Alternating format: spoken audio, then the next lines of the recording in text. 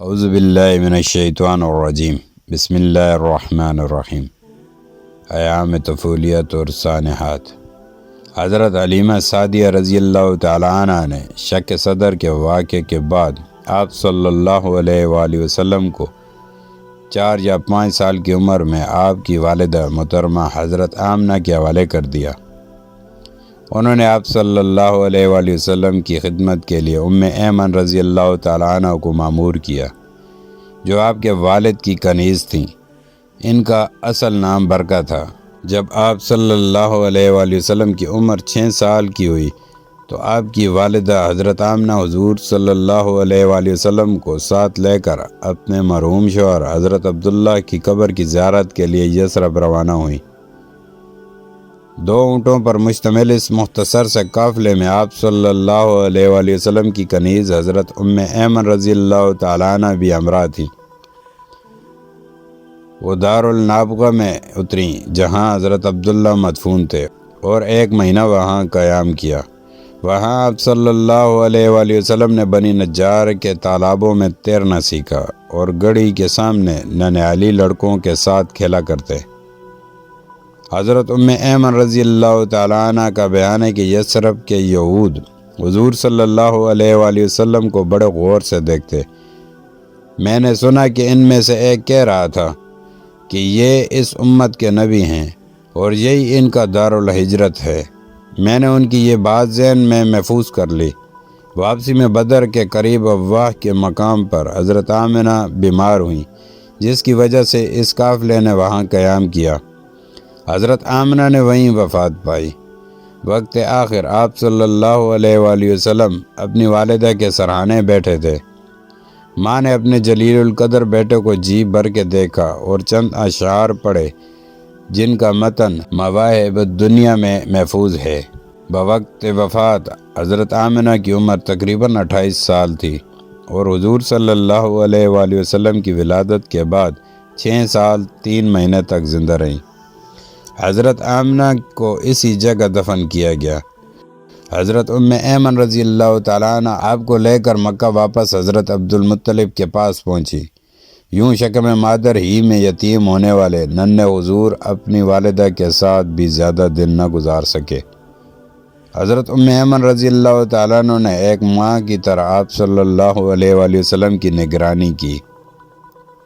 ان کے بارے میں حضور صلی اللہ علیہ وآلہ وسلم فرمایا کرتے تھے کہ یہ خاتون میری والدہ کے بعد میری ماں ہے۔ حضور صلی اللہ علیہ وآلہ وسلم جب نبی بنائے گئے تو حضرت ایمن رضی اللہ تعالیٰ عنہ اولین تصدیق کرنے والوں میں سے ہو گئیں۔ حضور صلی اللہ علیہ وآلہ وسلم نے انہیں آزاد کر دیا۔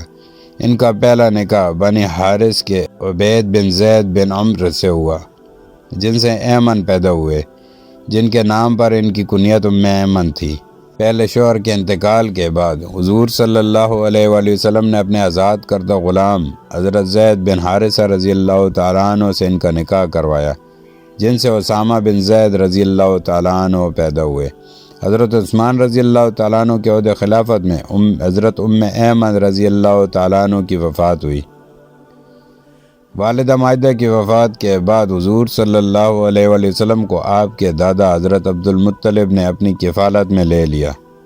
حضرت عبدالمطلب کو آپ سے بہت محبت تھی اور آپ کو سب اولادوں سے بڑھ کر محبوب جانتے تھے۔ روایتوں میں پتہ چلتا ہے کہ حضرت عبدالمطلب کو یقین تھا کہ ان کا پوتا بڑا نام پانے والا ہے۔ چنانچہ جب بنی مدلج کے ایک جماعت ان سے ملنے آئی تو ان میں سے بہت سے قیافہ شناس تھے۔ انہوں نے جب حضور صلی اللہ علیہ وآلہ وسلم کا نقش کف پا دیکھا تو ایسے حضرت ابراہیم علیہ السلام کے نقش کف پا جو مصلی ابراہیم کہلاتا ہے کہ مشابہ پایا۔ اس لیے انہوں نے حضرت عبدالمطلب سے کہا کہ اس بچے کی بطور خاص حفاظت اور نگرانی کریں۔ چنانچہ حضرت عبدالمطلب حتیم میں اپنی نشست پر حضور صلی اللہ علیہ وآلہ وسلم کو اپنے قریب بٹھا کر پشت پر ہاتھ پھیرا کرتے اور کہتے کہ اس کی تو بہت بڑی شان ہے۔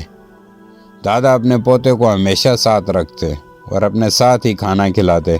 اسی سال حضرت عثمان بن عفان رضی اللہ تعالیٰ عنہ کی ولادت ہوئی۔ حضرت عبدالمطلب کے زیر سایہ آپ کا بچپن بہت آرام سے گزر رہا تھا۔ صرف حضرت عبدالمطلب ہی نہیں بلکہ آپ سے آپ کے تمام چچا اور پھوپھیاں بھی بے حد محبت کرتی تھیں، لیکن اللہ کی مشیت کچھ اور ہی تھی۔ اور ابھی آپ 8 سال کے تھے کہ حضرت عبدالمطلب کا بھی انتقال ہو گیا۔ آپ کو اپنے دادا سے بہت انس و محبت تھی۔ جب حضرت عبدالمطلب کا جنازہ اٹھا تو آپ بھی جنازہ کے ساتھ تھے اور شدت غم سے روتے جاتے تھے۔ اس وقت حضرت عبدالمطلب کی عمر 82 سال تھی۔ 8 سال کا ایک معصوم بچہ جس کی ماں باپ بھی وفات پا چکے اور اب شفیق دادا بھی، نہ کوئی بہن نہ کوئی بھائی، تنہا۔ لیکن کون جانتا تھا کہ بظاہر یہ بے آسرا معصوم بچہ کچھ ہی عرصہ بعد ہزاروں لاکھوں کا آسرا بننے والا ہے۔